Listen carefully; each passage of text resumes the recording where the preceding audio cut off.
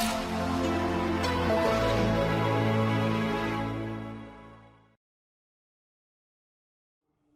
afternoon, everyone.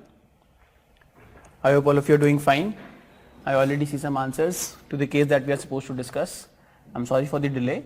I went to the other venue, the IIPL house venue, the main venue in which usually our classes take place. I was informed, but I was informed 2 days before today that my classes would be here. So it slipped my mind because that is the regular venue. Since past many months, classes have been happening there only. So that is why I went there, and therefore it takes some time for me to come back here. Okay, anyhow, let's start with the case that we have to discuss. Case number 7 in your material. I'll read the case quickly and then I'll read up your answers. You are posted as a district collector in one of the districts in India. It has been brought to your notice that a structure has been built by few members of a religious community on the public land without getting due permissions. In keeping with the guidelines of Supreme Court disallowing the construction of any permanent religious structures on public land, you are contemplating its removal. However, the leaders of the community in question have requested you to permit the structure, saying that it is for the period of a month-long religious festival only. Moreover, they say that there is no other religious place nearby where community members can celebrate their festival. Your seniors and the political leader of the area are also support their views. However, you are skeptical that after the festival is over, it may not be easy to remove the religious structure from public land due to involvement of community members at large. Forget about these questions. This particular question was framed in, this case study was framed, I think, in 2013 or 14. It was inspired from the Durga Shakti Nagpal case. You people might not know, it was a very famous case back then. I'll explain to you quickly when I'm discussing the question. Forget about this question, perform an objective and subjective analysis of the case, and B part is what will you do in such a situation. The A part is irrelevant.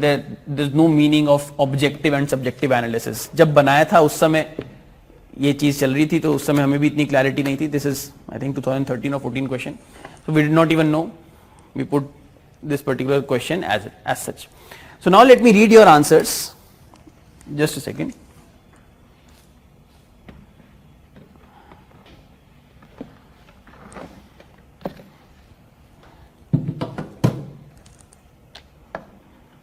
Okay, the first answer is by Anibha.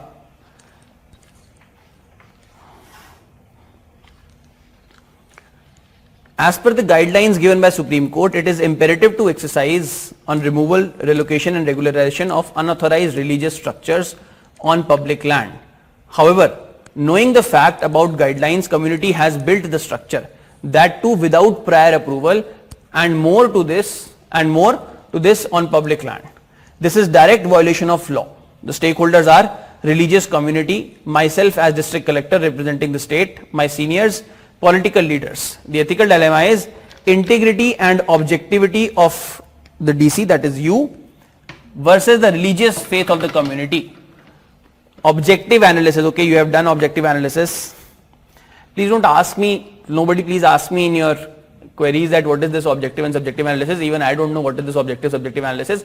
This is irrelevant. Irrelevant ka matlab, this is question was framed during those times where people who were framing this question, they did not even know, and simply they might have looked at some other source and copy pasted from there. So I don't know about this, what is objective subjective. I'll just read your answers first. As this is the violation of judgment given by the Supreme Court, hence, first and foremost, I would talk to the leader of the religious community and ask him about the reason behind this step, as if why it was done despite the fact that rules are known to all. Though his any reason is not going to justify their act, but still, as this is a sensitive matter, I would make him realize that I am taking their matter sensitively and wanted to fix the concern. Very good approach. Very, very good. This line is extremely good. I will convince them that the structure has to be relocated. It cannot be removed. It is okay if the religious place is not nearby for their upcoming celebration. We will provide them with conveyance to visit the festival without we will provide them with the conveyance to visit the distant located religious place so that they can celebrate the festival without any concern. No, this is wrong. This is wrong. This line is wrong. Writing that we will provide you conveyance. No, it is not your job.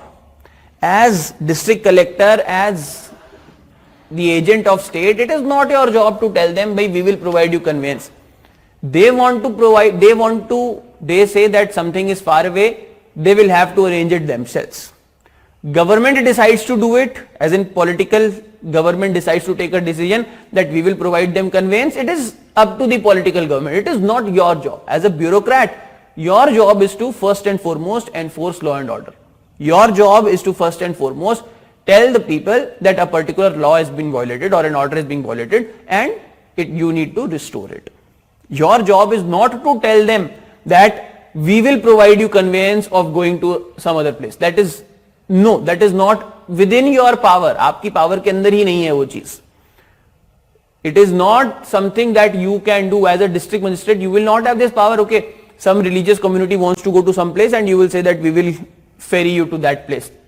Not part of your job profile, not part of your authority, responsibility, nothing. You have absolutely no control over this. तो ये line गलत है. I will inform the same thing to my senior officer and political leader about the steps I am taking is within the ambit of law, and if we will allow them for now, other community can raise question further and this would become concern for law and order, which would be then impossible to manage. Okay. Subjective analysis. Though the sentiments are attached with the structure, so on temporary basis I will ensure that the structure will be relocated at allowed or permit land with the help of our team with all respect. And we would provide them conveyance to visit the distant located place of worship. As I said, no, this is not there, this is not right. If they will not be agreeing, then we will get a valid document signed by them which would state that once the festival is over, they would relocate the structure immediately within the given time frame, and if needed any help in doing so, our administration will help them. Also, our team will file charges against them for not taking prior permission and building the structure under different sections of IPC in their misinformation. This way I would save the law and would show my sensible attitude towards the religion. Okay. Next, Payal's answer. As per the guidelines given by the Supreme Court, it is imperative to exercise on removal, relocation and regularization of unauthorized religious structures of public land. However, knowing the fact about guidelines, community has built the structure, that too without prior approval and more. I think the answer is repeated. ये repeated है. Ruchi, can you please correct? I think you have pasted the same answer twice. This is Anibha's answer that I was reading, and the same answer is of Payal.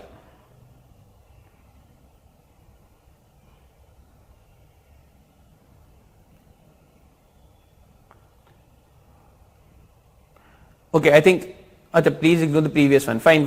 Okay.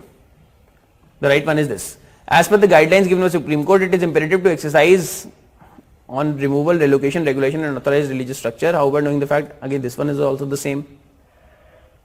This one is also the same.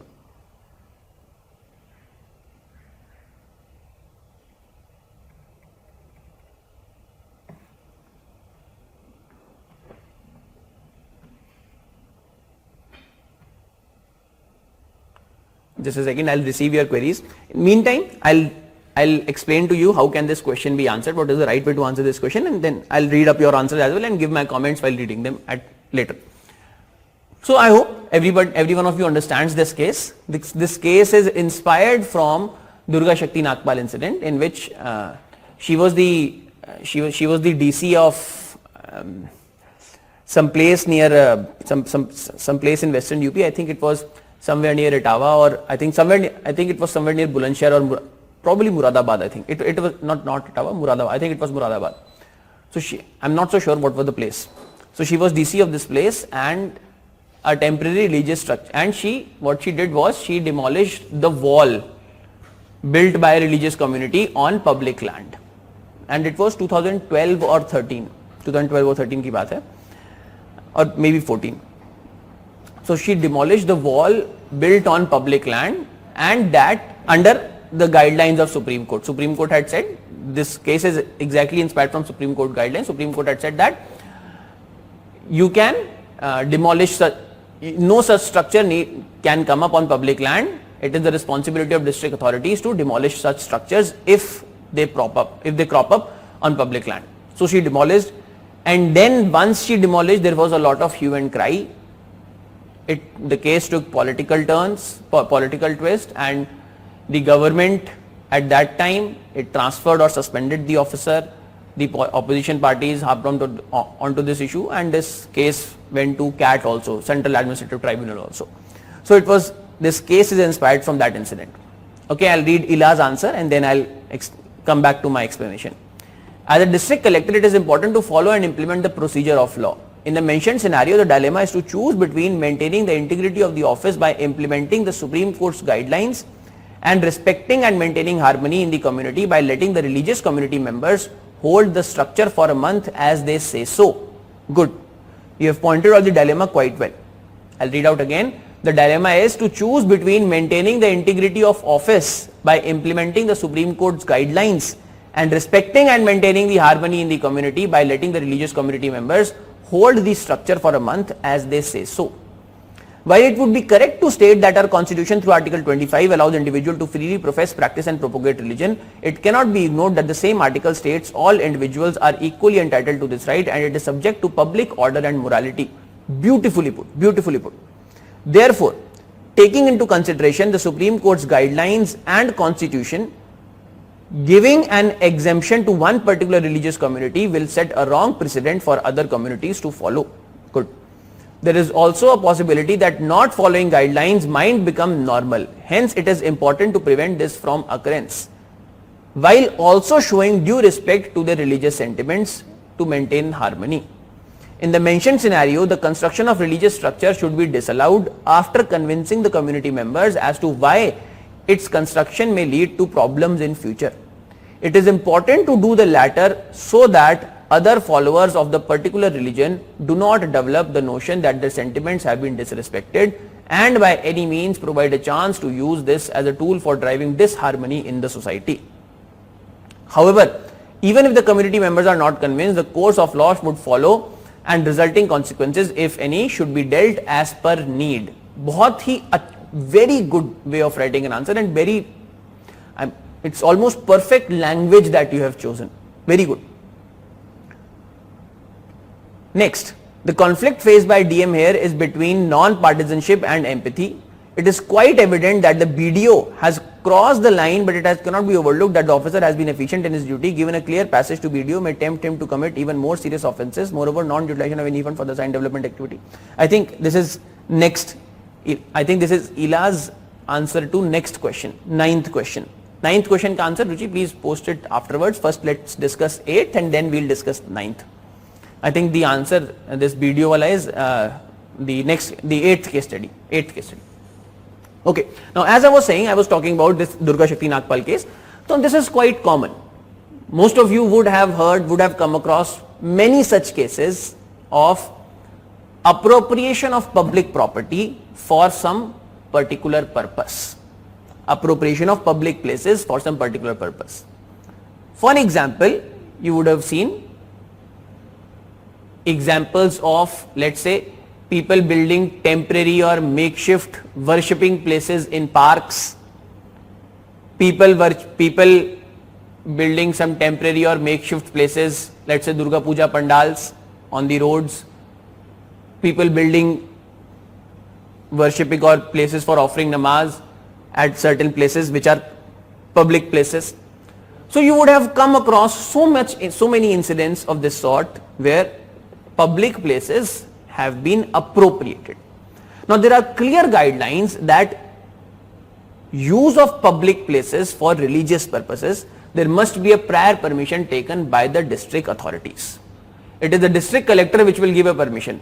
आपको कोई कथा करनी है कहीं पे और आप उस कथा के लिए किसी पब्लिक प्लेस का इस्तेमाल करना चाहते हो. Private place, you are free to do whatever you want. You have some own ashram, free to do whatever you want to do. But you want to use a public place. That public place is not allowed under normal circumstances. It can be allowed only after taking the permission from the district authorities. In West Bengal, for example, you have Durga Puja committees.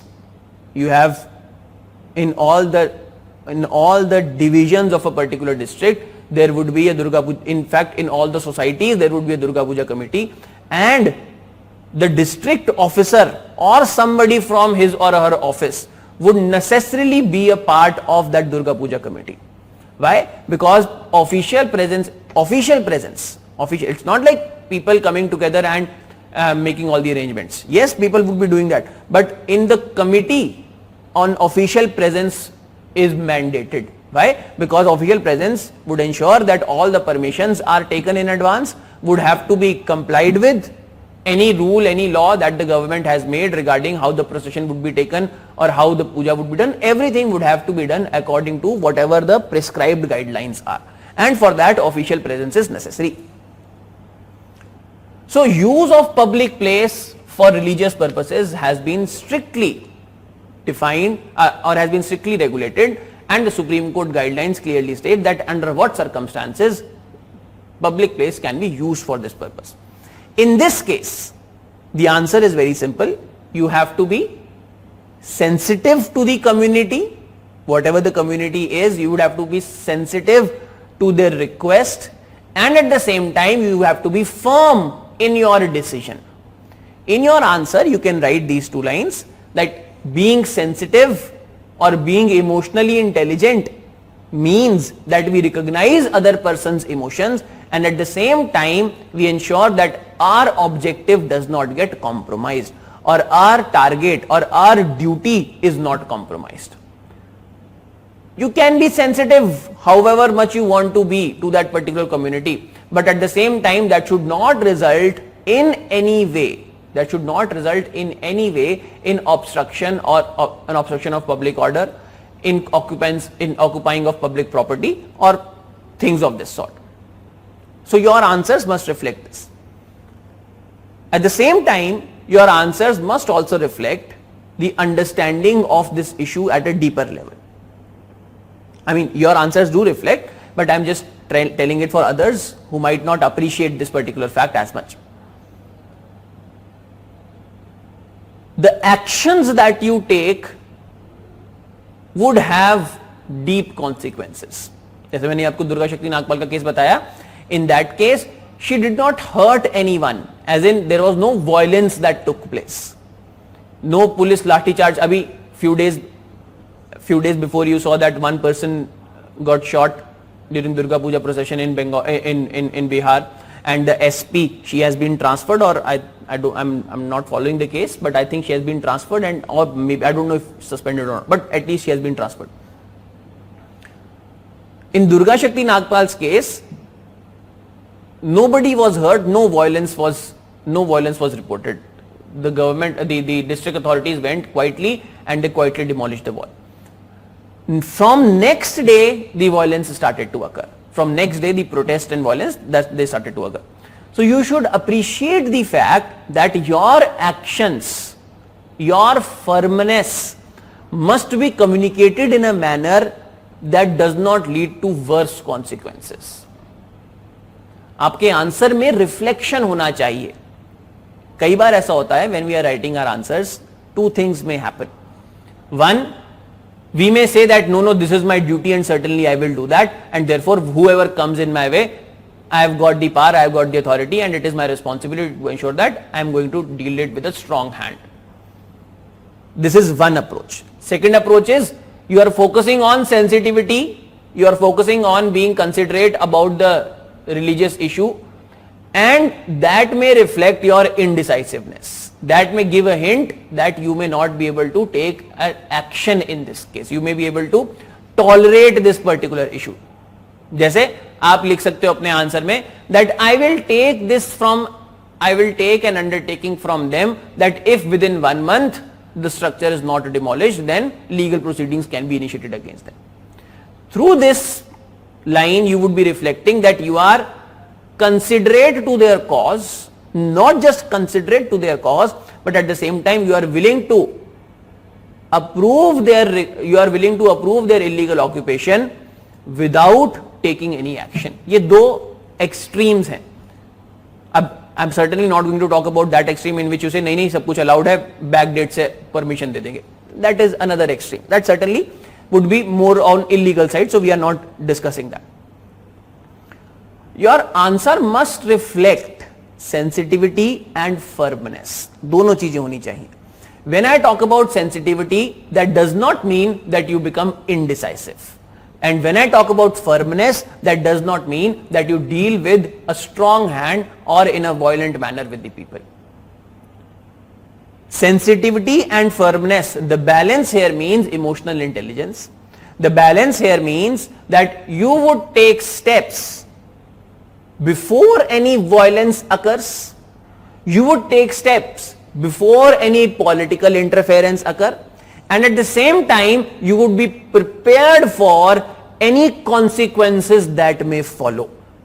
You will be prepared for any consequences that may follow. For example, if there is a violent protest the next day when you have demolished the structure, you should be prepared for that. So your answer should reflect it, that I am sensitive, I am going to communicate my position clearly to them, I am going to point out their problems or the illegality of the thing that they have done clearly to them.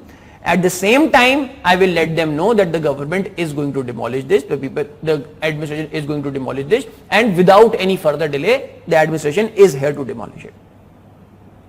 At the same time, you would communicate to them that they can take permission and the administration would consider if the permission can be granted or not.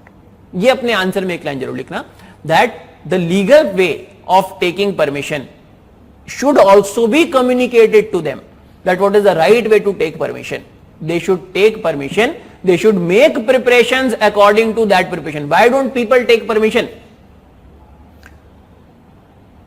Last to last year, तो आपको याद होगा, at the time of Dashera, near Amritsar, a train came and it mowed down about 20-25 people who were watching Dashera processions there. That was public land being used for, let's say, a cultural, a traditional ceremony or religious ceremony, religious function. Why was permission not granted? Or if permission was granted, then proper checks did not take place. When you go and take permission for carrying out some activity on public land, you would have to ensure that all the required permission, safety measures have been put in place. आप इसीलिए permission नहीं ले रहे हो. It's a religious gathering, let's say, there would be thousands of people who would be coming there. What are the preparations that you have made? In case there is some kind of miscreant, some miscreant creates some ruckus there, there is stampede there are people who are stealing somebody's money, you would have to take permission. So awareness of this issue should be there, कि भाई people do not take permission for this purpose. I would communicate to the religious head or the people who are responsible for constructing this pandal that they apply for permission. They tell, have they followed all the necessary steps which are required for the permission to be given, and then the district authority should not have any problem in giving them a permission to build a temporary religious structure on a public place. This is how you conclude your answer. Okay, there is one more answer, I'll quickly read it and then we'll move on to the next case. Sara's answer: the fact involved in this case is the illegally built religious structure on public land. The stakeholders are leader of the concerned community, not just the leader, it is the concerned community. You can write the leader representing the concerned community being represented by the leader. The members of the community, the district collector, here the person being me. Religion and religious structures are most sensitive issues of a country. On allowing the structure to stay as it, driven by subjectivity, would appease the community. However, this would gradually lead to larger community getting involved in it and would increase the difficulty in removing the structure after a month. Any efforts to remove the structure would lead to escalation of tensions in the district. As the structure is contravention to the order of Supreme Court, so it would lead to legal action against the community. Although this structure is to be built for a period of 1 month and also has consonance of seniors and politicians of the area, I wouldn't give permission for the structure to be erected, as it would be illegal to do so. As the community doesn't have a place to perform their religious activities, I would request the leader of the community to approach the politician of an area, either to make arrangements to provide them with a piece of land or to give me a written permit to allow to use public land on a temporary basis. ये last line आपकी गलत है, उससे other than that, Sara, your answer is right. It's not your duty to tell them that go to the political leader or the MLA of the area, ask. ये आपका काम नहीं है, अपनी you are writing this exam to become a civil servant. think like a civil servant, write like a civil servant. It's not your duty to tell them that go to the MLA and ask whether public land can be provided by the MLA or not. It's not your duty. Community will itself go to the MLA. In fact, MLA would come to you. MLA आपके पास आएगा, MLA आपको phone करेगा कि भाई इनको permission दे दो. आप तब MLA को बोलोगे कि नहीं आप जाके इनको लैंड दे दो. It's not your duty. Simply say it's not my part. It's not within my power. I will give permission only when they ask for this permission and they have demonstrated that they have made all the proper checks, they have taken all the measures that are required to be taken, and then I can consider their case on merits that permission can or cannot be granted. Simply write this. Do not involve yourself in giving an opinion to them कि भाई आप ये कर सकते हो. Tell them that what is the right way. Right way is not to squat on the land, not to approach judiciary or NGO or any MLA or any MP. The right way is you come and ask for permission. This structure is illegal, it would be demolished undoubtedly. Yes, you come and ask for permission, you show that you have followed all the proper checks and balances that have been put in place, you have made all the proper arrangements according to the rules that have been laid down. We will be happy to, we will consider your case on merits and probably give permission based on assessing your case. This is how you should be writing this answer. ठीक है, आगे बढ़ते हैं, next question पे आते हैं. Question number 8. You are posted as DM in a district. You come to know that a newly appointed BDO is making commissions from developmental activities being carried out. Before taking action, you plan to do some background check and come to know that this BDO is from a very humble background and his relations are dependent upon him. Moreover, he is funding the education of their children. You have also come to know that this BDO is pro-poor and has implemented all the BPL schemes with efficiency wherever posted. Keeping these facts in mind, what would be your course of action?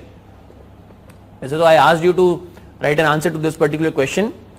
I received one answer to this question. I'll give you 2-3 minutes. It's quite easy. बहुत छोटी सी अच्छी case study है, easy है.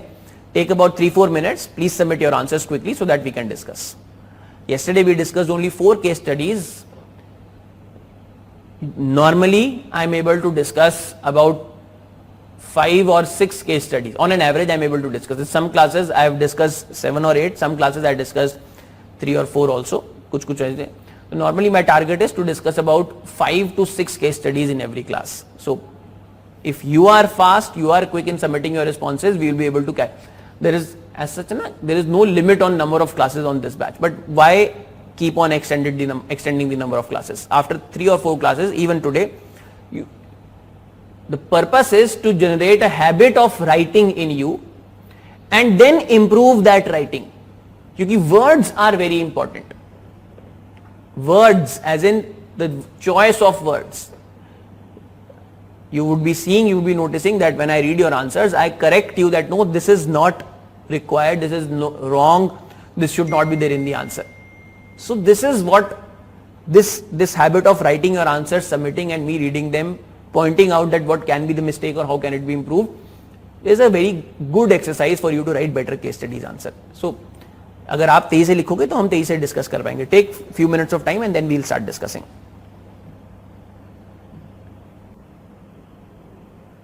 Okay, there are a few answers. I'll read them out quickly and then we'll start discussing. First is Aditya's answer. The act of making commissions for the work one is supposed to do as a public servant is unethical. Therefore, it is against the working ethics of public servant for which he or she should be punished. BDO and I, being a senior officer, are stakeholders as it is part of official duties. The ethical dilemma is between value of compassion for poor and foundational values of honesty of a public servant. His efficient working for vulnerable sections and functioning education and funding education of poor children cannot justify his act of making commissions, as overlooking this act due to his pro-poor policy will promote Robin Hood culture and will pave way for others to justify their act in the name of working for the poor.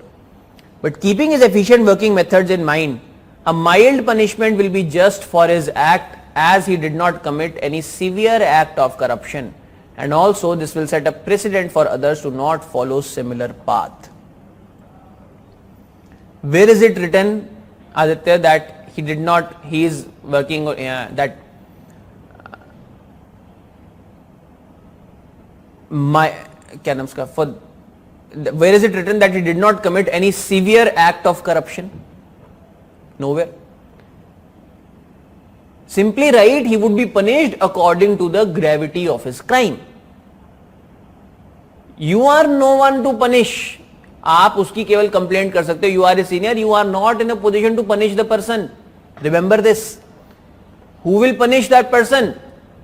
There would be a departmental inquiry, and then some office in your some department of your organization would punish that person. It would be a call taken not by you as a senior. You can merely recommend कि भाई इसकी punishment ज्यादा होनी चाहिए, कम होनी चाहिए. Simply write proper department post or after proper departmental inquiries, that person may be punished according to whatever the gravity of his crime is and what the law says in that matter. उससे पहले तक सही था, लेकिन ये last वाली चीज गलत है. You are nobody to say that the crime is mild and therefore punishment should be mild. No. Next, Payal's answer. Considering myself as the district magistrate, I will not allow any corruption in my district. Okay. Being a public servant, it is also necessary to be compassionate towards others. So I will not take any stringent action against the BDO, taking into consideration his background and responsibilities. I will speak to the BDO and inform him about the consequences of misdeed. I will give him another chance to perform his duties with honesty, but I will also mention that if he repeats the same misconduct, then I will inform the higher authorities and take strict action against him. Payal, don't you see the contradiction in your answer? अभी तो आधा answer बचा है आपका. Don't you see? First line you are writing, considering myself as the DM, I will not allow any corruption in my district. मान लिया आपकी बात हमने. And next line you are writing that I will talk to the BDO and let him go off with a warning. तो यहाँ पे तो conflict आ गया आपकी खुद ही के आंसर में. You are not yourself clear. This is like but से पहले जितनी भी चीज होती है दैट इज इररिलेवेंट, बट के बाद आप जो बोलने वाले हो that is the one thing that you want to say. So no, this is wrong.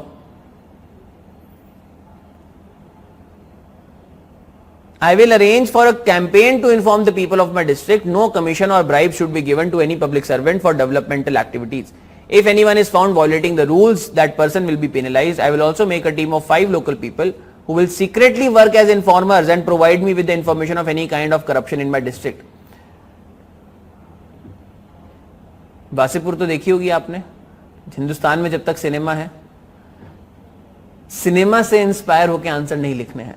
That I will form a group of 5 informers who will provide me with information of any kind of corruption. No. Even if you want to write this thing, you have to choose better words for this. You are not writing script of a movie in which you want to impress somebody, some viewer, that you are saying I have some gullible mind, that in which you are saying that I will have a secret network of spies. You don't have an authority to form a secret network of spies or informer. You can at best say that I will create a special department in my office, or I will create a special team in my office with proper permissions to carry out audit of or to carry out activities of the nature of finding if any bribe has been given or taken in any developmental activity. Some kind of office that would enforce integrity, that would enforce honesty, that would ensure that there is no corruption taking place in government projects. आप ये बोल सकते हो rather than, मतलब better तरीका लिखने का ये है, rather than writing that I will have a team of 5 people who would act as informers. No. Next, Lisa's answer. The case involves an ethical dilemma of compassion versus objectivity. Misuse of authority, corruption, probity. The BDO on one side being the sole dependent for his whole family and has implemented all earlier BPL schemes deserves some compassion, definitely. Okay. But as of now, he is misusing his authority, indulging in corruption, which is wrong morally as well as legally. Moreover, he is indulging in collusive corruption where both the parties benefit at the cost of society. While looking at all the values, the other values of probity, objectivity, etc., overrides compassion in this situation, and there is a high need to stop this practice, for which I will be following the following course of action. First of all, I will personally audit the charges against him. If found true, then I will first of all remove him from his present duty and also interrogate the contractors with whom he has indulged in bribery. After that, I will collect all the evidence against him and report to the disciplinary authority, and if disciplinary authority issued orders of the BDO being guilty under Prevention of Corruption Act, I will book the contractors under various sections of IPC and the BDO will be assigned with the punishment as awarded during the trial. ठीक है, okay.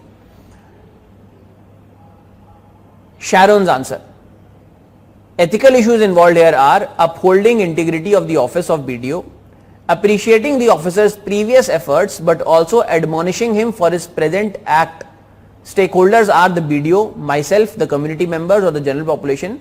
The stakeholders' interests are ensuring immediate discontinuance of such act. My course of action would be collective evidence in support of the allegation, and by providing a notice to the BDO of the same, fix a meeting where he will be given a chance to represent himself. If the allegations are proved to be true, then an oral warning can be given and also the affected parties will be heard and compensated. The BDO will be warned that in case the same act is repeated in future, then disciplinary action would be taken. So Sharon, what kind of compensation would you provide to the affected party? The person who has given a bribe, will you pay the bribe back to that person? Or if because of bribe the cost of some fees, some user fee has increased, now would you refund that user fee to all the persons because that user fee has been charged because has increased because of the bribe taken? तो ये चीज गलत है. Okay, now let me tell you how to address this question. This is a question that is primarily about, इस case में basic dilemma क्या है? The question is primarily about, the basic dilemma here is a conflict between, listen very carefully, a conflict between, the dilemma here is a conflict between personal values of the person versus his professional conduct. Or not personal values, the conflict between the personal characteristics or the personal concerns, genuine concerns, or compassionate personal behavior versus non-integral or corrupt professional actions. This is the concern here. And as the SDM in this case, it is your responsibility to punish somebody for their professional misbehavior or their professional conduct. Punish का मतलब to admonish somebody for their professional misconduct. It is your duty. It is your duty to ensure first and foremost that public trust is upheld, and by his activities the BDO reflects that his actions are compromising public trust, are not in public interest, and therefore whatever be the reason or whatever be the simultaneous acts of the BDO in his personal domain, there is no scope of any leniency in this case. Leniency का कोई scope नहीं है. Your Salman Khan को जब punishment हुई, that मेरे को नाम लेते भी साथ में 5-6 गालियां साथ में आती हैं.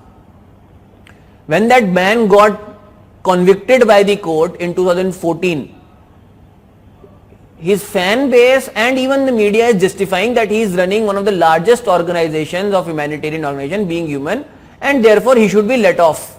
I mean, what rubbish is this? Some person is doing something bad, probably taking life because of the bribe that this BDO has taken. Maybe somebody's life may have been endangered because of the bribe. Let's say the road that was built was not of good quality and that led to accidents. Will the BDO not be responsible? Certainly he is responsible.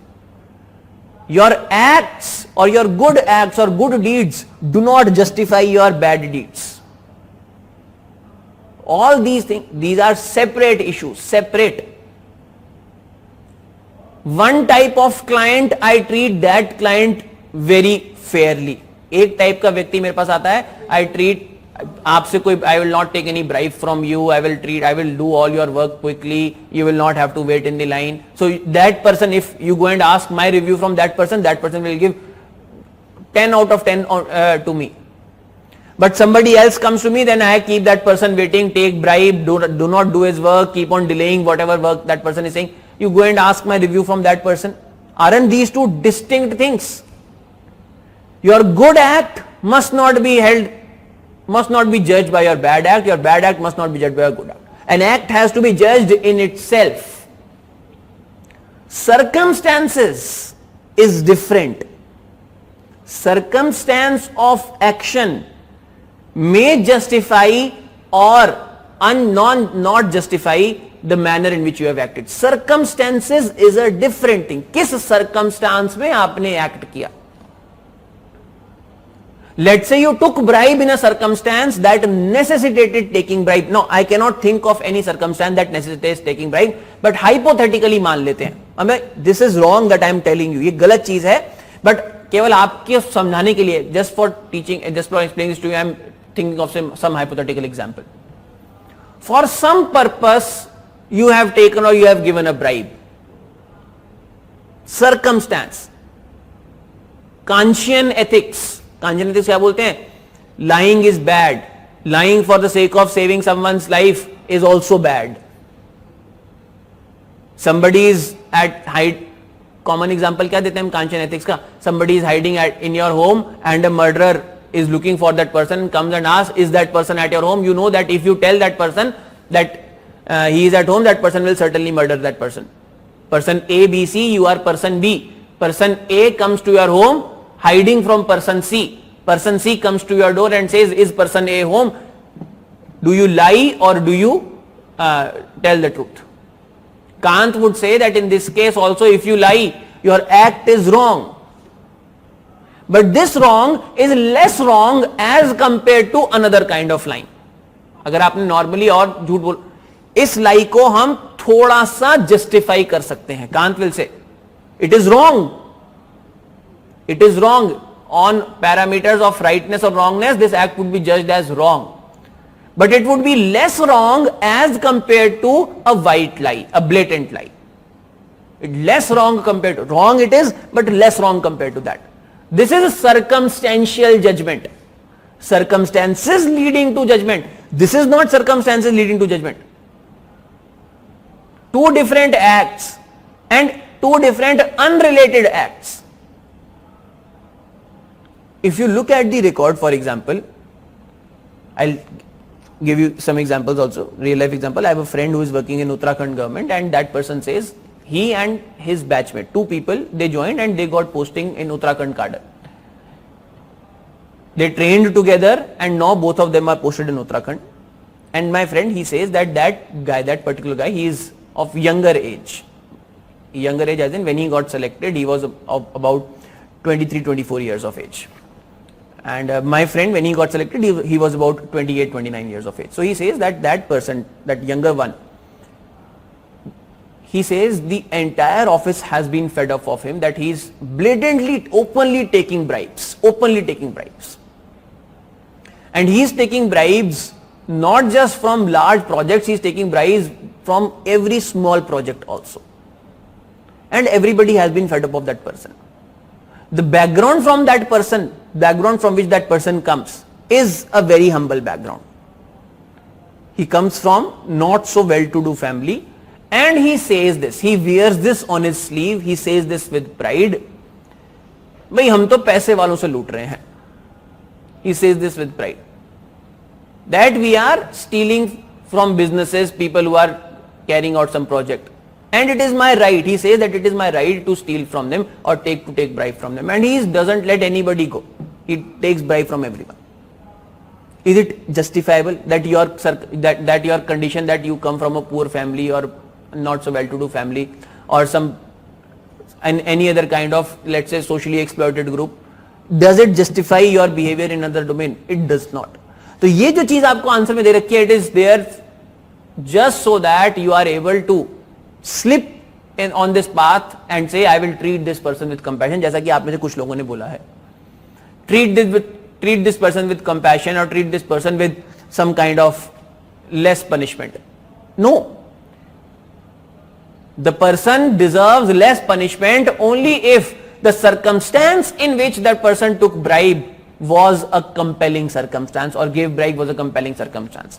I gave bribe, let's say, to get my family member admitted in a government hospital. My family member is dying and for that the government hospital is not ready to accept my family member, not ready to admit them.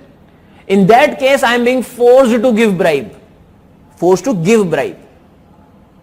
In that case, me giving bribe is less wrong as compared to me giving bribe, saying कि भाई police वाले को bribe दे रहा हूं and saying कि भाई 2000 रुपए का चालान है, take 200 rupees and we both would be happy. The first case is less wrong as compared to second case. It is still wrong, but less wrong. In first case, there can be a consideration for milder punishment.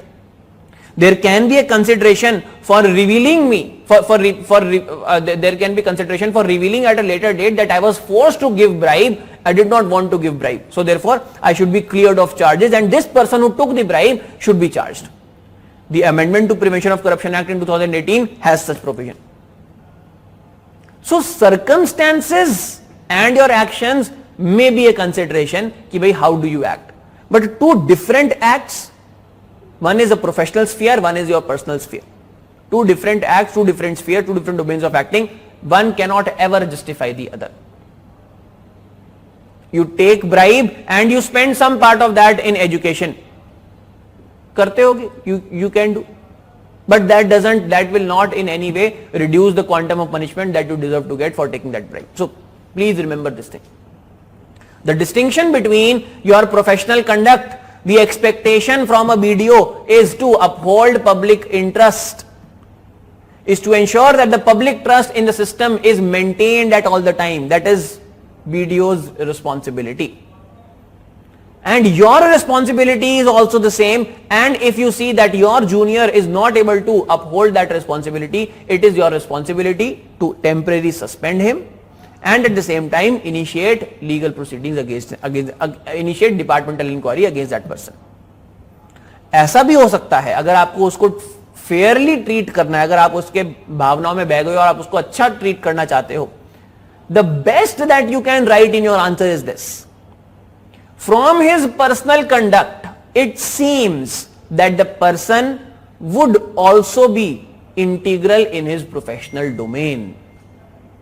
And therefore, there is a possibility that this person has been wrongly framed or accused of taking or involving himself in bribery.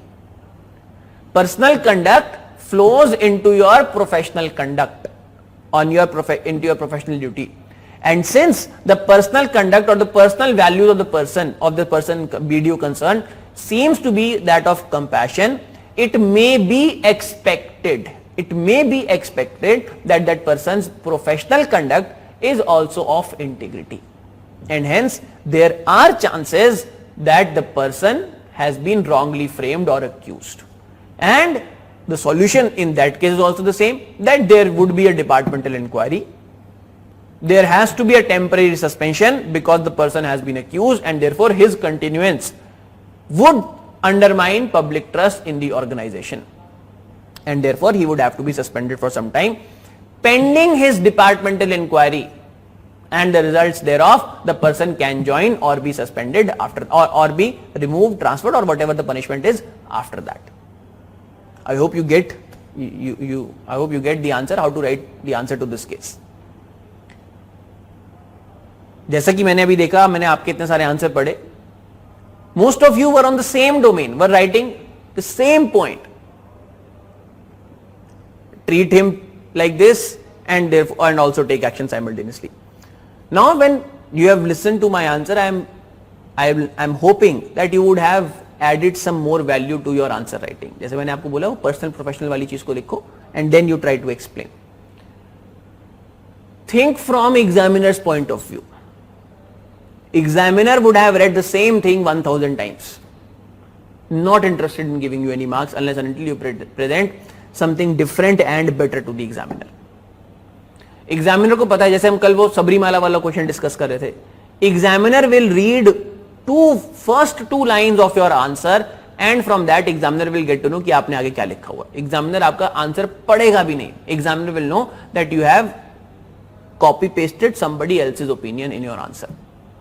You have not probably given any arguments to back up your opinion, to back up your suggestion. In this case also examiner would, जैसे मैंने बोला, 1 year preparation के बाद all of you are at the same level. 5 copy check करने के बाद examiner is at the same level. Examiner will check 1 copy or 5 copies and examiner knows that what the students are writing in this particular answer, and therefore examiner would not be bothered to read your answer in full unless and until the examiner gets captivated by the first few lines of your understanding that yes, there is something more to your answer as compared to others. Okay, let's move on to the next question. There is Krishna's answer as well. As read this, it's just a short answer. Taking action against the newly appointed BDO for making commissions from developmental activities. Stakeholders, the BDO and DM, the issue is taking action against the BDO by ignoring his pre-poor condition. Solution: newly appointed BDO making commission from developmental activities. I came to know that he is pre-poor, pro-poor. I will initially give him warning to not doing such activities because he is taken new in this field. In this actions of his repeated again, if this action of his are repeated again, I will take action against him because it doesn't matter about which background he is from. अब आपको पता चल गया होगा Krishna that your answer is not right. There is no warning as such in these cases. Public का नुकसान हो चुका है. You are trained, you have been given adequate amount of training to behave in a certain manner, to carry out, conduct yourself in such a manner. Warning किस case में है? Warning है in cases in which your actions are not exactly illegal. They might be unethical. They might be wrong, but not illegal. Legal illegal के case में warning नहीं है. In earlier case of religious structure, आपने religious structure जाके उखाड़ दिया, and that has led to violence. In that case, the department may give you a warning कि that सुधर जाओ, as in be considerate or be sensitive to the needs. Take action, but at the same time be sensitive. In this case, something illegal has happened, not just something wrong. Wrong can be judged on the parameters of ethics. Illegal is that core of wrong that has happened, that something which is not allowed by law. किसी ने murder कर दिया तो आप उसको बोलोगे अगली बार murder करोगे तब आपको पनिशमेंट करेंगे, या किसी ने चोरी कर ली अगली बार चोरी करोगे तब आपको पनिशमेंट देंगे. You go to police station or you see, for example, in movies, policemen do not punish somebody when they commit a crime for the first time. Okay, let's let go of this person. This person has committed this crime for the first time. That is the root of tolerance of crime in our country. You have committed a crime, you have to be punished for that. Our judicial system is not retributive, it is reformative. When you commit the crime for the first time, in that case, the punishment that is awarded to you is of lesser degree, but punishment is awarded. ऐसा नहीं है कि warning के साथ आपको छोड़ देंगे. Crime here, I am talking about crime as in crime of serious nature. If something of not so serious nature has been committed, in that case, warning may be the rule. It is not the rule, but it may be, and not, I should not use the word rule. In that case, warning may be given. For example, something has happened bad accidentally. Somebody dies in an accident from your car. Well, let's say I am driving and somebody dies in that accident. In that case, a person has died because of me, but that was an accidental death, not homicide, not killing of, not culpable homicide resulting into murder, as in me committing a crime, me murdering somebody. I am willing to kill B, but instead I kill A. मेरा निशाना B पे था and instead I end up killing A. My intention was to kill. I would A accidentally मरा है, but in that case also I would be held guilty for murder. So I hope you get the difference in punishment का मतलब और crime का मतलब. There can be circumstances in which some accidental crime has been committed, or accidentally something has been committed, or the crime of not so serious nature, serious crime accidentally, or crime of not so serious nature has been committed. In that case, there can be a provision of warning. This is not that. This is not that case. Warning का case नहीं. Okay.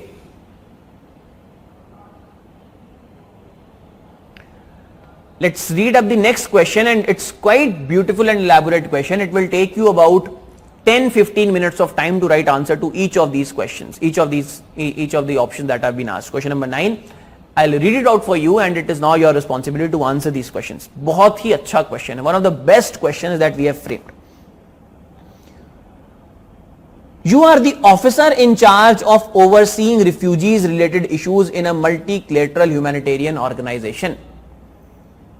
There is an ethnicity based civil war going on in a region, and as a result many people are being displaced. Hitherto, the economically better off neighboring countries have accommodated the streams of migrants with financial support from your organization. You are from UNHCR, United Nations Human Rights Council, Human Rights Organization, Human Rights Council. You are from UNHRC, and you are overseeing refugee related issues. There is a civil war going on in, let's say, Middle East, and there is a huge outflux of people fleeing that war from that region into other countries. So people from Syria are arriving in France, Germany, Canada, Australia, or these countries, Italy. Till then, the economically better off countries have accommodated the streams of migrants with financial support from your organization. Your organization has given support to, let's say, France and Germany, and they have been able to accommodate people. The violence in the region has increased recently, and the flux of people seeking refuge has grown substantially. With countries sealing their borders, the refugees are left in a vulnerable situation. You are sent to negotiate for humanitarian settlement of refugees with the neighboring countries, who also happen to be a powerful economic bloc. With the countries sealing their borders up, क्योंकि एकदम से refugee का influx बढ़ गया है, the countries have sealed their borders. The refugees are left in a vulnerable situation. You are sent to negotiate for humanitarian settlement of refugees with the neighboring countries, who also happen to be a powerful economic bloc. However, they refuse any more accommodation on the following grounds. उन्होंने आपको बता दिए grounds कि that why don't we want to accommodate any more refugees. Drainage of resources in face of subdued economic conditions. Economic conditions are not so good, and therefore we do not have adequate resources to feed the number of people who are coming into our countries. First reason that I have given you, that I will not be able to accommodate. आपको कहीं और पे करना है, आप कहीं और जाके करो, I will not be able to accommodate. Second, domestic political repercussions. The domestic political party, I am the party in power, and other political parties are harping onto this issue that I am allowing foreigners to come into our country and settle and take resources that were meant for our population. Our population is itself not well off, and I am being so magnanimous that I am offering our resources to other countries' migrants. Rehabilitation will encourage more influx and indirectly fuel the persecutors, because there is a passage that refugees have, because there is a place in which refugees can come and stay. Therefore, more and more will come and stay. I will come and stay in Germany, and I will call 10 of my family members that you also come here and you stay here. Why are you staying there in Syria, where war has ravaged the entire country? Because there is rehabilitation, it will encourage more influx, and at the same time it will indirectly fuel the persecutors.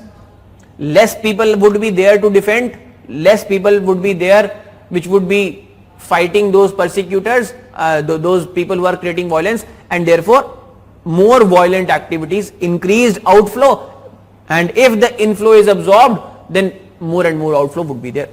Cause and effect, and here one thing leads to something which is causing it.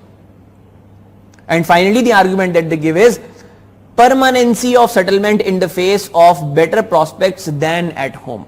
You are living in France or Germany or Spain or Italy, far better prospects of life or standard of living as compared to your country of, let's say, Syria or Turkey or Syria, Turkey, Iran or Morocco, Tunisia. All these, Tunisia is far better, Morocco is also good, but countries of, let's say, North African region, Syria, Somalia, all these countries. So permanency of settlement that in face of better prospects than at home. What are the counter arguments that can be cited to convince the countries for an immediate solution? Suggest some long-term measures as well as that what should be followed to address this problem. Counter, आपको arguments दे दी गई, भाई ये arguments हैं that I am not going to allow people into my country because ये list है मेरे पास, these are problems. Now your responsibility is to give counter arguments to these arguments. Your responsibility is to convince me that please take these people. अब आप केवल ये नहीं कह सकते हो that I should take people on humanitarian grounds. I have given you specific arguments that this is my problem. मैं समझ रहा हूं humanitarian ground बहुत अच्छी चीज है. I have given you specific problems and now you are there to counter these problems. You have to say that, okay, why or why not should I be taking these people? It's your responsibility to convince me, not try to convince me through your arguments. Take about 10 minutes of time, give answer to this question, and then we will start discussion.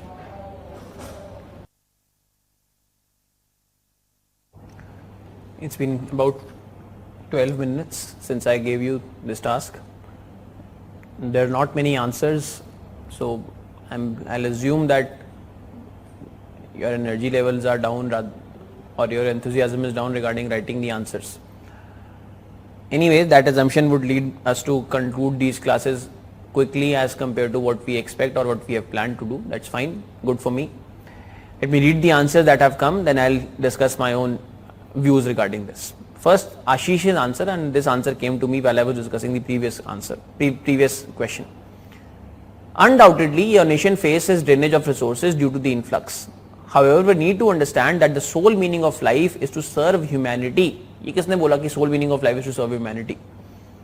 I mean, this question of what is the meaning of life, this question is so vague and this question is so senseless. Meaning of life. What is the meaning of life? Life is simply your life. Philosophers have spent or poets have spent so much time in arguing or thinking about what is the meaning of life. What we should be concerned about is how can we make our life meaningful, not about some vague concept. Vague का भी vague concept. What is the meaning of life? Make your life meaningful. And how do you make your life meaningful? It is up to you. How do you make your life meaningful? People approach various things to make their life meaningful.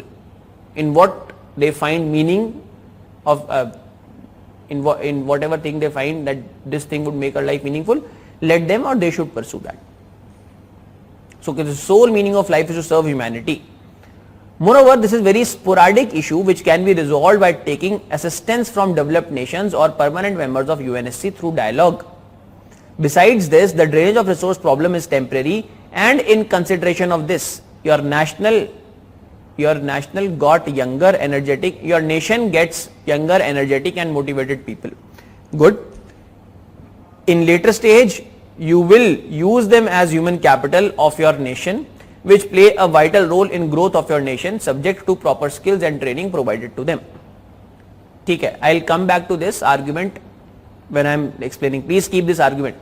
The argument that Ashish has written is that the nation gets younger, energetic and motivated people, and in the later stage, they can be used as a human, they will form the human capital of the nation, which will play a vital role in growth of your nation, subject to proper skills and training. It is also an acceptable argument. However, this can be easily resolved into argument number B. B के बारे में बोल रहे हैं. It is also an acceptable argument. However, it can easily be resolved in two ways. First, call a meeting with all other political parties, explain the steps taken by you with other nations in international fora in regard to influx of refugees. Moreover, explain the benefits of migrants and resources support from other developed nations. So all the political parties come on the same page. Secondly, show your leadership by addressing the whole country like India. Honorable PM express your decision taken on international forum and its benefit to the nation. देखो, you have written here Honorable PM and the name. In exam, it's not right to write names and mention specific cases. In this particular case, यहाँ पे नरेंद्र मोदी जी ने कुछ बोला, you might be inspired from that. I'll assume that large number of people in the country may be inspired from that, may find meaningfulness in what he has spoken or addressed to the country. But there is also a large section of people, if not in majority, if only in a minuscule minority, who may not agree to what he has said. The point is that there might be differing interpretation that whether what he has said actually makes sense, is actually inspiring, is actually meaningful, is actually a statement of a leader or not. You may believe, I may believe, but there are people who may have differing views. And those people who may have differing views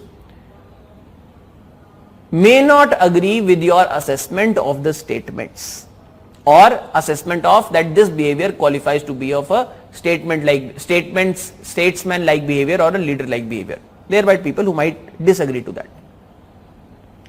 I am not saying that the person who is checking your copy may disagree with that. That is not the argument that I am trying to make. What I am saying is that because there are people, there can be genuine disagreements. There are people who may genuinely not like what the person is saying or speaking or is arguing, and therefore your opinion or your high opinion of some person, some individual, your high opinion of some person or individual may have some genuine criticism also, which you while writing the opinion are aloof to. You are writing praises of Mr. Narendra Modi. I may agree with that. I also agree with that. Let's say most of the people agree with that. But at the same time, it might be the case that there are genuine criticisms, correct criticisms, which you may choose to overlook or which you may not see, and therefore you have only tried to highlight or exaggerate only one aspect of his personality. इसका मतलब I am not talking about Narendra Modi in person here, in particular here, I am talking about any person, any individual. And that is why writing names of individuals in the answer in this manner in which you are giving a fair or a poor opinion of someone is not right.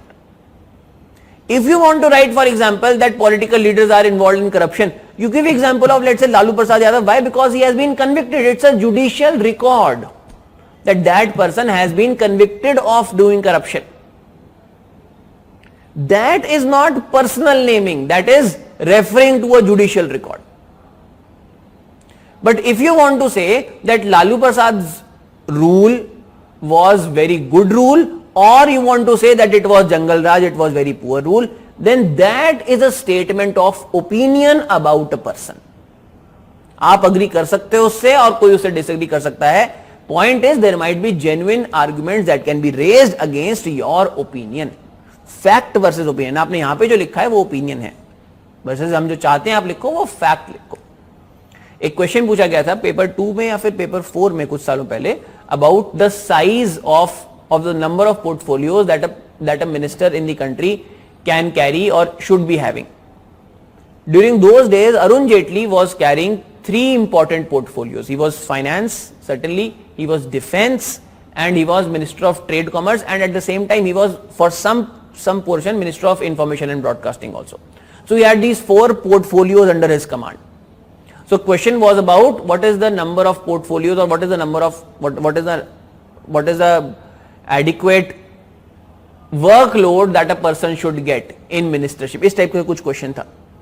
So in that case, if you wanted to write the name of Arun Jaitley, that right now he is having 4 portfolios or 5 portfolios, 6 portfolio, that is not a statement of opinion, that is a statement of fact. लेकिन अगर आप उसमें लिखो that he is performing the duties so good so well that all the ministries all the files are clear and everybody is praising his work and so on, that is a statement of opinion. I hope you get the difference. नाम लिखने में statement of fact में कोई problem नहीं है, लेकिन statement of opinion में problem है. Option number C. It is also well accepted argument that rehabilitation will encourage more influx and indirectly fuel prosecutors नहीं, persecutors. prosecutor lawyer को बोलते हैं जो prosecute करता है. जो there is a plaintiff, there is a defendant. Plaintiff जिसने case डाला है, डिफेंडेंट जो अपने आप को डिफेंड कर रहा है, जिसके खिलाफ केस डाला है. और प्रोसिक्यूटर लॉयर, प्रोसिक्यूटर तब है जब any the person is arguing, question पूछ रहा है कि आप क्या किया क्या. Persecutor, person who is persecuting. This issue will be resolved by taking assistance from neighboring countries and try to put efforts from both the side in order to end the civil war, which was the main cause of increase in number of refugees. Option number D. This is a very sporadic issue which can be easily resolved. Sporadic issue can be, ये language ठीक नहीं है थोड़ी. In case your nation does not show interest to give them permanency of settlement, then you allocate them separate land and grant them basic human rights so that they live their life with respect and dignity. ऐसे कैसे land grant कर दोगे भाई? It is your country. ये argument तो गलत भाई. Permanency of settlement, you are saying that because of permanency of settlement in face of better prospects than at home, you are saying that resolve this issue, and you are saying आप इसको belittle भी करोगे, बोलो sporadic issue है, easily resolve हो सकता है, and you are saying that grant them land somewhere and then forget about that land. It is your country's land. ऐसा नहीं आप किसी को ऐसे ही grant कर दोगे. Choice of word is not right. Grant of land and give them a separate land and grant them basic human rights. Who are you to grant them basic human rights? They enjoy human rights because of their very existence as humans. Okay, next, Ila's answer we'll read. As an officer in a multilateral humanitarian organization, the most basic argument that can be made to convince the neighboring countries is the refugees' right to live. Good way to start. However, it would not be sufficient to negotiate with the neighboring countries. The following reasoning could be done in response to their concerns. The migrants can be employed in different activities in destination countries and turned into a productive labor force. There is a high probability that the migrants will not compete with the natives as they possess different skill set, and even if they do compete, it will incentivize the natives to enhance their skills because of competition. Good point. Again, I'll come back to this. This is similar to what the Ashish's answer had written, that provide education, provide skills, they can be employed as workers, that argument. Option number B. Argument B. Domestic political repercussions will happen in both the cases of acceptance and refusal. If the destination countries continue to allow the refugees and consequently they lose their lives, it will be detrimental to the image of destination country, and not just on domestic level but on an international level as well. Option number C. Rehabilitation of refugees may fuel the persecutors, but not rehabilitating them will not calm the persecutors either. Very good argument.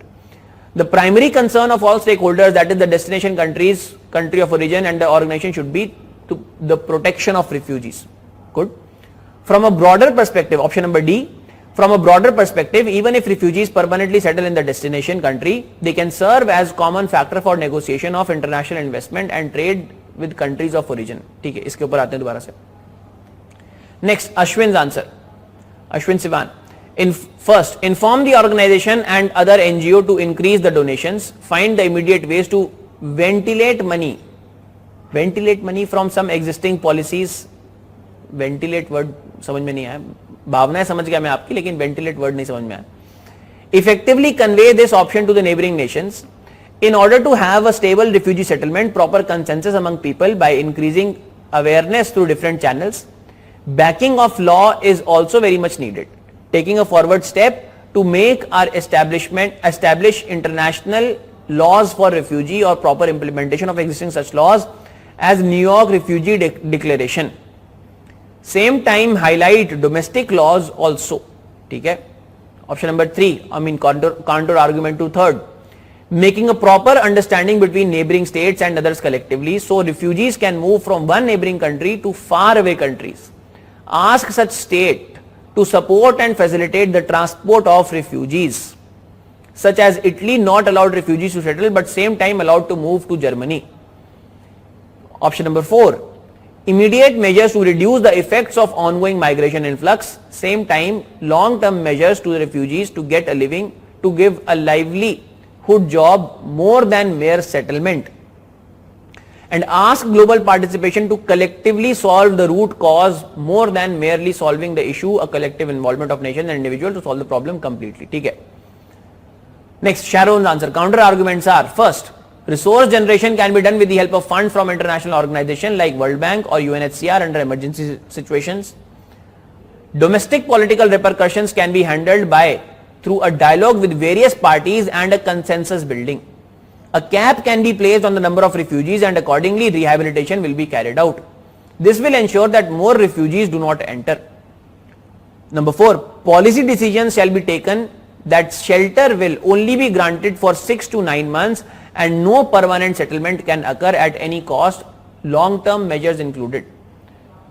International consensus building and dialogue with all stakeholders countries about taking immediate measures for rehabilitation. Repatriation of refugees at the earliest, temporary refugee shelters to be established, building a roadmap for any such future situation through the platform of United Nations. Aniva, I'll read your answer, but let me clarify this first thing to Sharon and others as well. Refugee is someone, the person has been defined as someone who is either unwilling or unable. Unwilling or unable to go back to the country from where they came from, fearing persecution of his or her life. Unwilling or unable. Therefore, the clause, temporary clause of 6 to 9 months, आपने बोला है कि that 6 to 9 months, कोई भी आपने time period लगाया, even 5 years time period, whatever time period, no, some number, some limiting number. That limiting number should be qualified with this definition of refugee. Limiting number is that not saying that I will keep these people for a time period maximum of 6 to 9 months.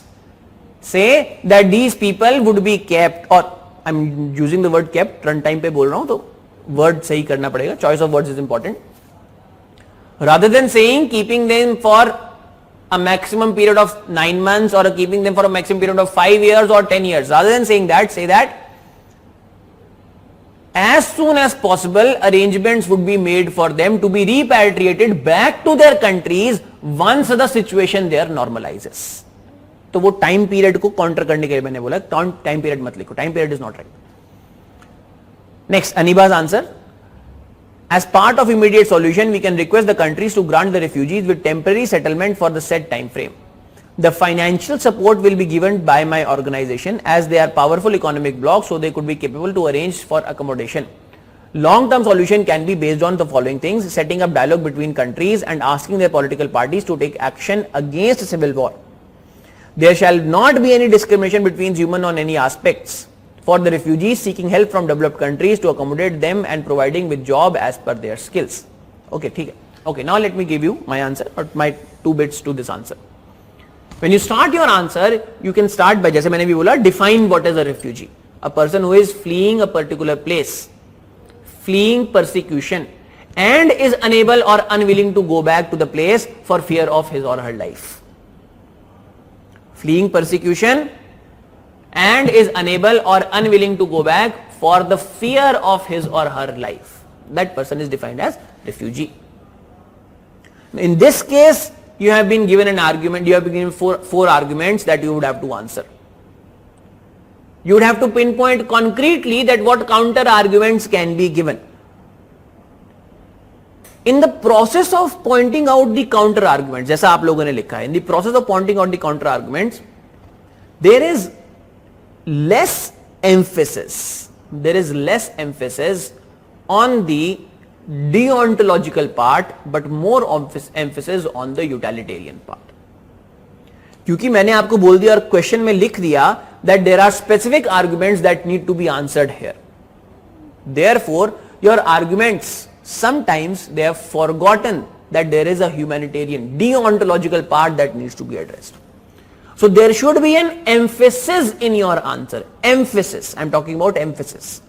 I'm not talking about the argument. There should be an emphasis in your answer that the problem is humanitarian in nature, and the counter arguments would have to be humanitarian only. The willingness of the country to accept or reject refugees intake would ultimately have to appeal to their humanitarian conscience. Ultimately, it would have to appeal to their humanitarian conscience. All other arguments, all other counter arguments to the issues raised by the countries can again be countered or may be limited in their scope. So the decision to either accept or reject would have to be ultimately humanitarian.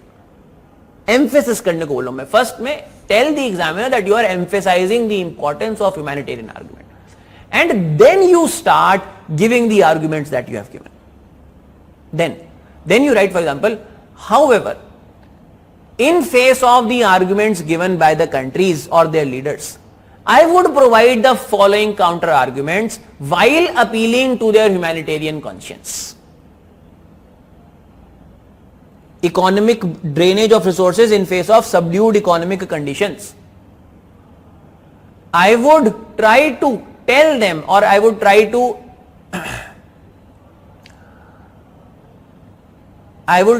encourage them by ensuring, I would give them assurance about any possible economic support that can be channelized from any other country or international fora or willing donors.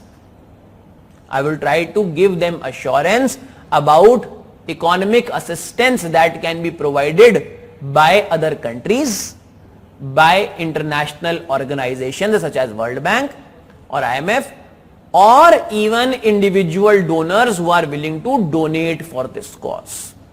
And hence, their economic burden would be greatly minimized through the alternate resources. Counter argument to the first question. At the same time, it must also be recognized that majority of resources or large amount of resources would ultimately have to come from these countries only. And hence, the ultimate appeal lies to their humanitarian arguments and the counter arguments to rest of the question, rest of the arguments that have been raised. Second, domestic political repercussions. जैसा कि एक student ने लिखा था, that was the perfect line. I was also going to say that, and certainly I think it was Ela who gave that argument. Political repercussions. Yes, there are going to be political repercussions. There is a cost of doing something and there is a cost of not doing something. There would be some people who would be sympathetic to the cause of accepting more refugees, and there would be, let's assume, large number of people who would not be sympathetic to the cause of accepting refugees. Political repercussions can be minimized in two ways. Number one, they can be minimized in two ways. First and foremost, such difficult political decisions required strong leadership. जैसे किसी ने नरेंद्र मोदी का नाम लिया था, don't write the name, simply say require strong leadership and a will to act. Appealing to the cultural values of that particular country, appealing to the universal brotherhood that the country professes or the country would want, appealing to the society's value, the leaders may be motivated to act for humanitarian cause. Secondly, the utilitarian argument would be that I would also appeal to them by showing examples from around the world where, despite difficult political decisions, the political parties' decisions were approved by the people. And this may also be one such decision which has a high chance of approval. At the same time, yes, there would also always be some disagreements with political decisions, but if not a consensus, but a large number of political leaders' conscience can be appealed to, that should be sufficient to ward off any political pressure. आपको राहुल गांधी को नहीं बनाना है, मत बनाओ, आप JDU RJD को बना लो, या फिर आप साथ में बीजू जनता दल को बना लो, या फिर आप साथ में तमिलनाडु में दोनों पार्टी डीएमके और एआईडीएमके उनको बना लो. So rather than arriving at a consensus which may be difficult to achieve, you can arrive at a larger degree of agreement with large group of political parties, so that the political threat can be warded off temporarily. Counter argument to the second question, second argument. Third, rehabilitation will encourage more influx and indirectly fuel the persecutors. Write this in this, that it is certainly a cause and effect relationship. However, the effect is a fact. Effect is a fact, and that two different issues or two different instances, persecution or violence in the source region and large number of outflows of migrants into the sink region or the region that is absorbing, these two events, even though are dependent, does not mean that fate of thousands or millions of people who have fled from that region not be decided or they be turned back just because it will encourage the persecutors. In this write down, the ultimate goal is to stop the war that is happening, and accommodation of refugees is merely a temporary measure. However, that temporary measure must not be hindered or must not be stopped because you are not able to achieve your ultimate goal of stopping the war. Ultimate goal would be that there should be a consensus, there should be a will to act in order to stop that war, in order to stop strife in the region which is fueling these outflow of migration.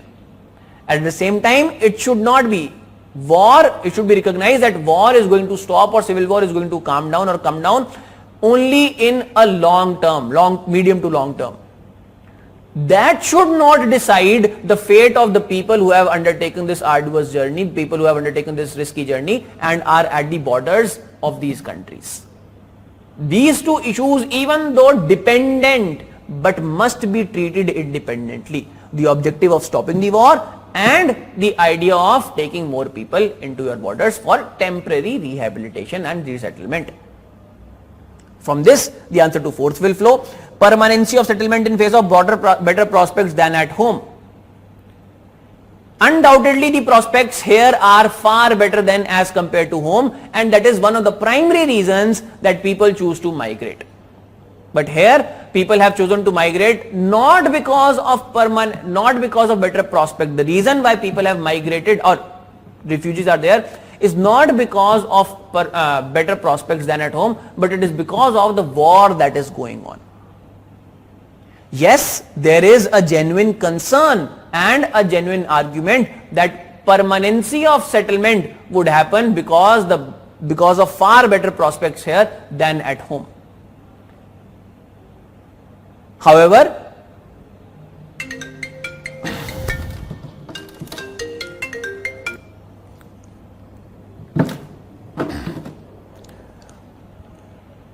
yes, there is a genuine concern that permanence of settlement is a genuine concern that people may choose to stay here. At the same time, that concern can be argued, that concern can be answered using the argument. Number one, the refugees would be rehabilitated based on the condition that arrangements for repatriating them back to their home country would be made when the situation normalizes, rather than having a time bound criteria that they would be repatriated in 2 years, 3 years, 4 years. It would be based on the criteria that the situation normalizes in those countries. And at the same time, even if the situation does not normalize and there is permanency of settlement, that is not necessarily a bad thing to happen in a country. These refugees are motivated lot of people, are young people and motivated people who would be willing to make, these people are people who have faced adversity, and these are the people who would be willing to work the hardest in the community. And therefore, a utilitarian argument can be professed that these people would be the harder working people, and therefore they would add to the productivity of the nation, they would add to the output of the nation, they would add to the prosperity of the nation in the long term, and hence permanency would not necessarily be a bad thing if they are intermingled into the culture of the country in which they are residing, if they are intermingled into the country in which they are residing, and that would happen when the country is willing to accept them with open arms. इस तरीके से अपना answer and कर सकते हो.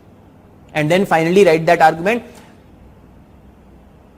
Arguments, even though they have been counter argued properly, still the ultimate appeal lies to the humanitarian argument. By doing so, I would have demonstrated that I am not bowing down in front of concerns raised by the countries to not take refugees. By doing so, I would have demonstrated that for me, or जो भी आप हो इस case के अंदर, for me, the lives of people and saving them is the foremost responsibility that has been accorded to me, and I am doing my best in accordance to whatever powers I have or whatever authority I have. I am doing my best in accordance to whatever powers I possess in order to save their lives and rehabilitate these vulnerable people in another land. This is how you answer this question. Okay, अगले question पे आते हैं. Two more answers. Jitendra is saying they can be provided with skills and give them a chance to live a better life. This will make them to work harder and contribute to well-being of both, that is receptive, not respective, receptive country and themselves. Taking into confidence the opposition party by above mentioned benefits, permanence of settlement will help prospects at home as they can financially help them at and live there. Somewhat better way of life by accessing better resources. यार जितेंद्र, मैं इतनी देर से क्या बोल रहा हूँ? मैं यही बोल रहा हूँ कि एक वो यूटिलिटेरियन, आप कन्विंस कर लोगे ऑपोजिशन को ये बोल के कि इनको स्किल प्रोवाइड करेंगे? आपने लिख दिया आंसर में, सोचो तो सही यार क्या लिख रहे हो. सबने ये लिखा है चीज, आपको डांट पड़ रही है क्योंकि आपने तब लिखा है जब मैं बता चुका हूं, उसके बाद बाकियों को नहीं पड़ी थी. तो it's don't take it personally. They can be provided by skills, given them a better chance of living. मैंने यही बोला है, it's a utilitarian argument. Would you be able to convince anyone with this argument? अपने आप को सोचो, अपने आप को कन्विंस कर लोगे? There are Rohingya refugees at your door and would you say इनको स्किल प्रोवाइड कर देते हैं, हमारे यहां काम कर लेंगे? Would you accept that argument ever? Obviously no. तो ये arguments, again as I said, newspaper में आप पढ़ोगे, किसी ने आर्टिकल लिखा है, that person, you are simply copy pasting that person's arguments here without critically thinking about them. Next, Lisa's answer. As far as drainage of resources is concerned, as you are a powerful economic bloc, you have the capacity and experience to channelize the resources in a more effective way. हाँ, ये argument मैंने नहीं दिया, आप लिख सकते हो. The channelizing using your power as a powerful economic bloc. Yes. And these refugees definitely will include persons from skilled background. They can do good value addition to your economy. As far as others are concerned, after giving required skills, they can earn for your economy and will not be a burden anymore. Instead, contribution would happen. मैंने बोला last में लिखना है ये वाली चीज. Domestic political repercussions, if you will show empathy towards foreigners, then your native citizens will also develop a sense of credibility. Credibility की आवश्यकता नहीं है. Would also develop a sense of, rather than writing credibility, you would say that your domestic, your native citizen कुछ नहीं, simply write your citizen. Then your citizens may also be considerate to their cause. You as a leader are considerate, then your citizens may also be considerate to the cause, may be able to understand the situation better. If refugees are not given required help legally, then they can indulge in illegal border crossing and will be used by terrorist organizations and organized crime agencies for their nefarious acts. I don't think so that this is a very powerful argument. Terrorism is different and rehabilitation of refugees is different. I don't think so. It's a very powerful argument. You want to write, you can write, but फिर इसको थोड़ा सा priority में नीचे रखना अपने answer के अंदर. Not able to understand the long-term measures. Multilateral discussion will be held after situations cool a bit. More funding will be provided depending upon the influx of refugees. Team of officials will be deployed to establish the identity and for further process. तो इसमें not able to understand क्या लिखा है? अच्छा, D you are, option D you are not able to. अच्छा ठीक है. Now I think you would be able to understand permanency of settlement वाले जो argument मैंने दिया. One more argument that you can use here in order to convince, you can use, for example, the argument of pictures. If you have to build a consensus, you have to appeal to humanitarian conscience of people, your political leaders, your political parties or opposition, your citizens. Pictures are a powerful tool to motivate them to act. Pictures. Pictures of harshness of the journey that they are taking, pictures of lives that have been lost. These pictures may invoke empathy in those people who were yet indifferent to this case. That may help build a larger political consensus, and at the same time those pictures or that consensus or that emotion will help you to perform your duties as a leader more effectively. Why? Because now your decision would now be more acceptable amongst the population. ये आप लिख सकते हो. Next question discuss करते हैं.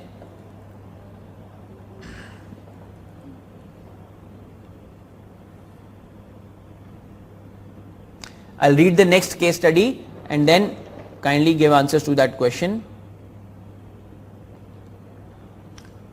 Mr. X is the head of an NGO working in the field of environment conservation and protection. He is in dire needs of funds for NGO's operations and payments to his staff. He is approached by an official of a large infrastructure company who is ready to provide the required funding for the NGO. But in quid pro quo, he asks Mr. X to raise objections over bypassing the EIA norms in an ongoing PPP project through his NGO.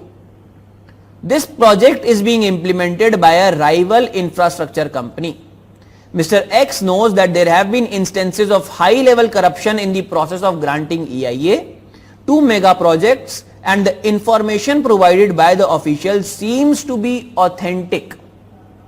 Hence, he accepts the money and agrees to raise the objection. समझ में आ गया होगा case? You are running an NGO and your NGO is in dire need of funds, verge of collapse, verge of closing down. Now you are approached by a person, and that person says, I am from so and so company and I have funds and I am willing to give you these funds.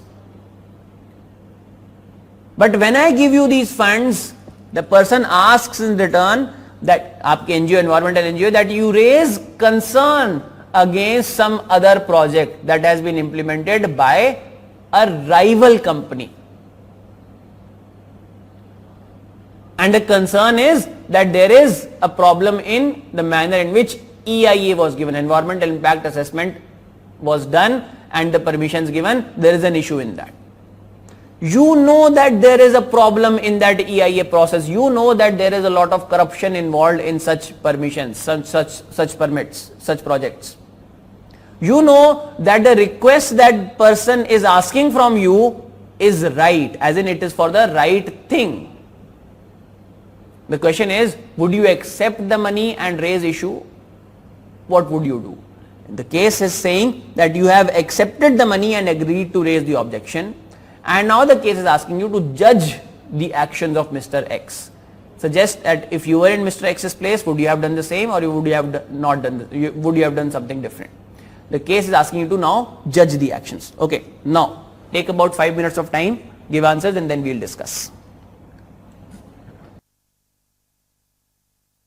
There is one answer and I'll start discussing that, and then let's see how much time it takes for me to discuss this question, and then accordingly we'll see whether we do the one more case study or we wrap up the class. Sharon's answer is there. Dire need of money in the present case does not justify the wrongfulness of action. Does not justify the action, not wrongfulness. Just does not justify the action. Accepting money from the company in return of raising objections to the EIA process is per se not the right way of proceeding. Doing so would set the wrong precedent for future as well. It might happen that another NGO or person might be exploited. In the present case, the right thing has been done by following an inappropriate path, and therefore it does not justify the action. If I had been in place of Mr. X, I would not have accepted the money on the condition that being so imposed on me. Provision of funds can be done in a more appropriate manner, for example by the CSR mode, but providing money only to achieve a specific purpose is not justified. It is taking advantage of the desperate situation of the NGO's head in order to fulfill one's own purpose. ठीक है, almost complete answer, Sharon, good answer. Now I'll just give you my views regarding this question, regarding this answer. See,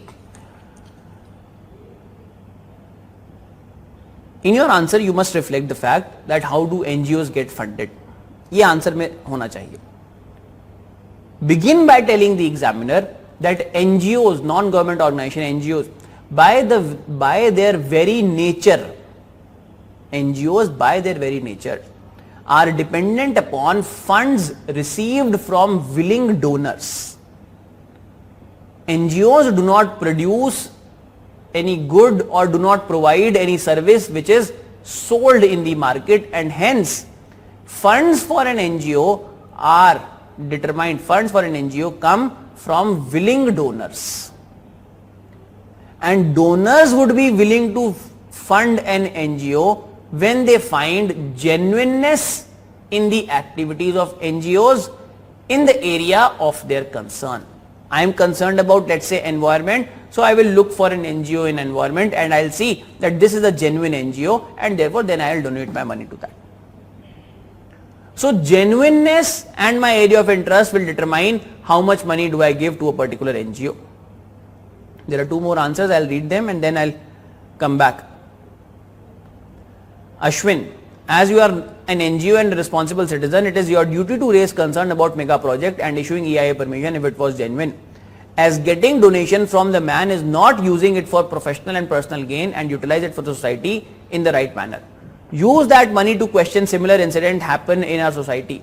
If I am the NGO head, then definitely I will raise issues against the mega projects as a responsible citizen. For me, for mere donation from the businessman, rather it is my duty to uphold the integrity and the value as a citizen. I will ask him that there is no need to provide donation for the work. Ask him to donate if he really wish to participate with an NGO for entire society's gain. Aniba, as Mr. X know, Mr. X as know that there has been instance of corruption by the rival company, hence he can file charges against that company for the corruption. This is Mr. X's moral obligation to do as being head of the NGO. At the other hand, his organization need funds soon and there is no other source of funding at this point of time. Hence, accepting the fund from the official on the terms of deal can be acceptable because he is supporting anyways the right thing, and that official has not asked anything illegal to be performed by Mr. X. Aniba, ठीक है, आपने answer ठीक लिखा है, but I think you have missed the ethical dilemma that is being raised in this case. The ethical dilemma here is it right to take funds or not? That is the ethical dilemma. Should you or should you not take funds? So as I was saying, it is important for you to recognize in your answer that how do NGOs function, how do NGOs receive funds. Answer में पहले explain करना पड़ेगा आपको एक दो paragraph before you come to the case. You would have to build a background in this case. Explain that NGOs are by their very nature in the activity of raising issues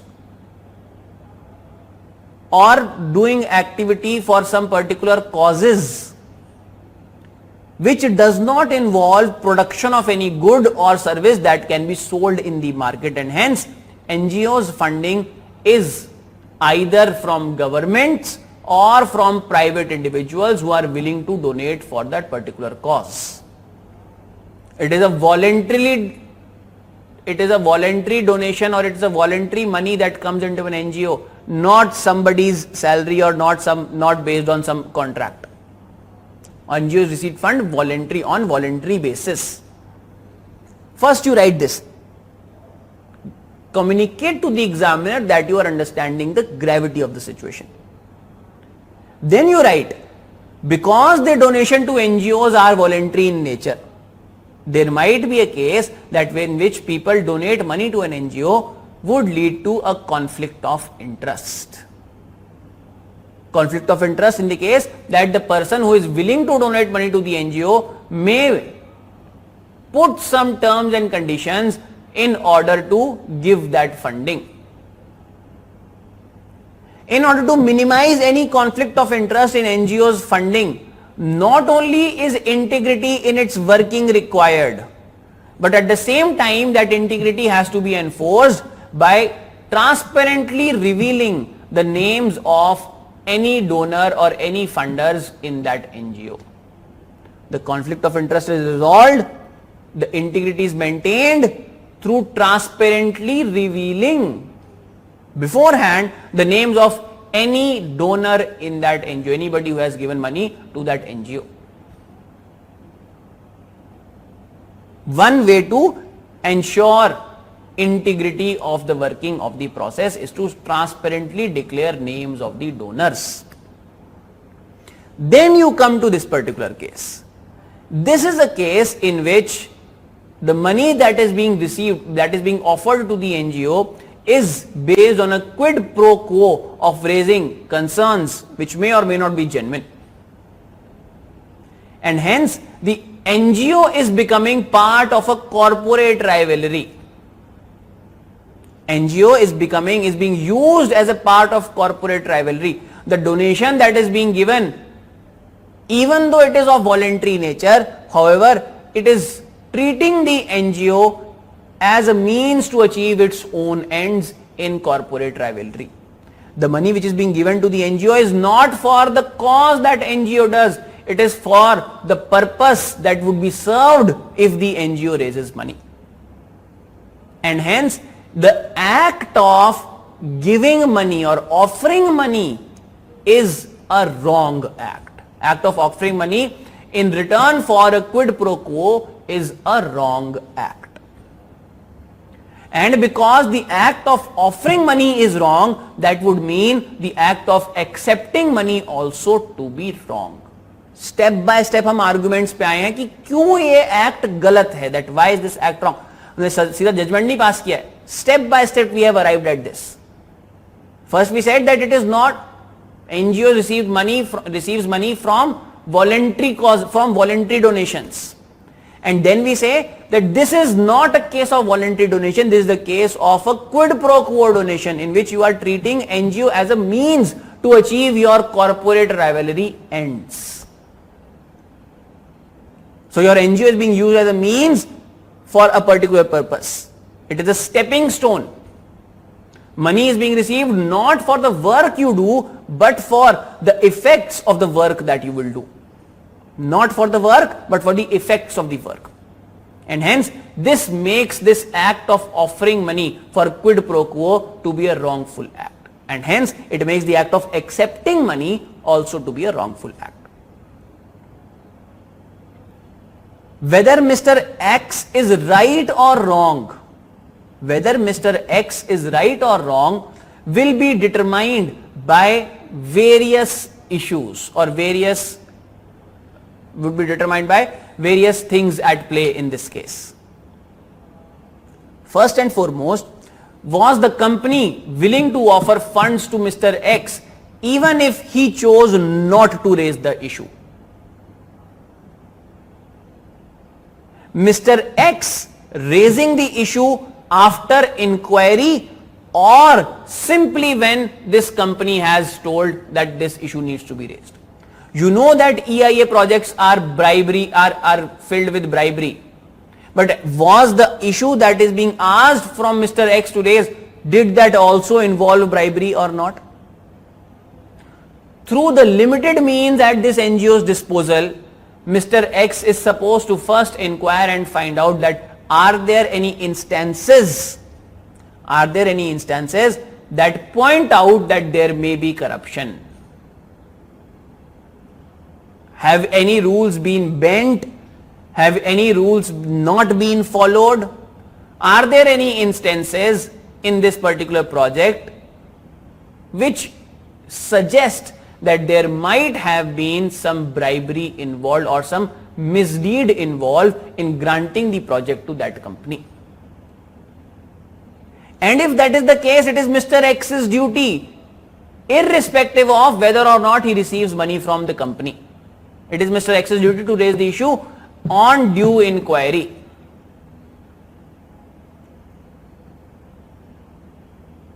Mr. X raising the issue should be independent of Mr. X receiving the funds. If Mr. X receives the funds, he should declare it transparently, integrity maintain करने के लिए.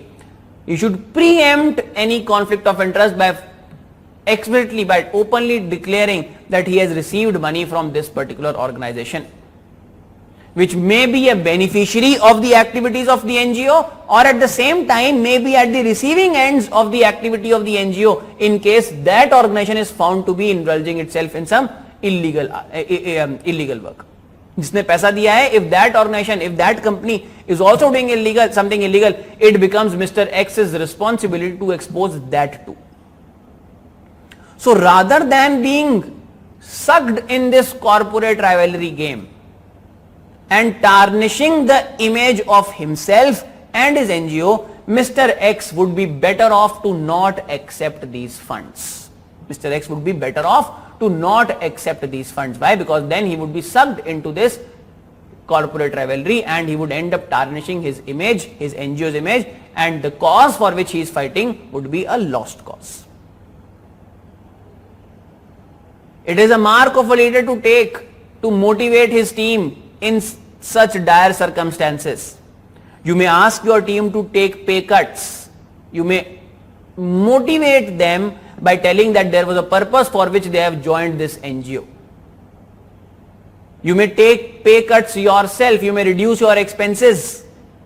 But at the same time, you may motivate them by telling that if we take any bribery today, or if we take any funds today offered to us by this company, that would tarnish our image.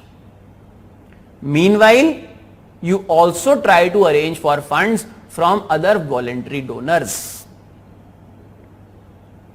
At the same time, if the company if the company voluntarily comes, if the same company voluntarily donates money to you without expecting any quid pro quo, you should certainly accept those funds. But at the same time, reveal the name of the company transparently on your portal that these are the people from where we have received money. This way, you would have maintained your integrity and would be working towards finding a way out for your NGO in dearth of funds in such circumstances. I hope the answer is clear to all. What I have said is, first we arrived at the conclusion step by step that whether or not Mr. X's actions are correct or not. The most important thing is quid pro quo. Then what we arrived at, then we saw that how can Mr. X improve his integrity, transparent declaration. And then we saw that what are the circumstances under which this act is being done. It is being done under kuch circumstances which I raised earlier. And then we discussed how can Mr. X continue the survival, Mr. X continue the survival of his NGO, and at the same time at a later date accept funds in case there is no quid pro quo.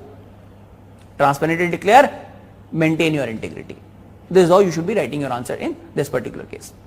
Okay, let's wrap up the class for today. Today we have discussed 5 cases. 5 ही किए ना आज.